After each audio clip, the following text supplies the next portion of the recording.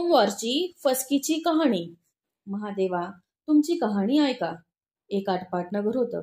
त्या नगरात गरीब सवाशिणबाई राहत असे. ती श्रावणात दर सोमवारी पहाटे उठे, स्नान करून पूजा घेई. एक उपडा दुसरा उठाना पसाभर तांदूळ घेई व महादेवाच्या देवळात जाऊन मनोभावे पूजा करी. जय महादेवा, घे फसकी व दे लक्ष्मी असे म्हणून प्रार्थना करून महादेवाच्या मस्तकावर तांदूळ अर्पण करत असे. उरलेले तांदूळ नदीच्या पाठीवर वाहून घरी येई. असं तिनं 4 सोमवार केलं. श्रद्धेने पूजा प्रार्थना केल्यामुळे शंकर तिला प्रसन्न झाले. ती श्रीमंत होत गेली, सुखी समाधानी झाली. उद्यापनाच्या वेळी देवी अन्नपूर्णेला गजनीची चोळी पाठविली.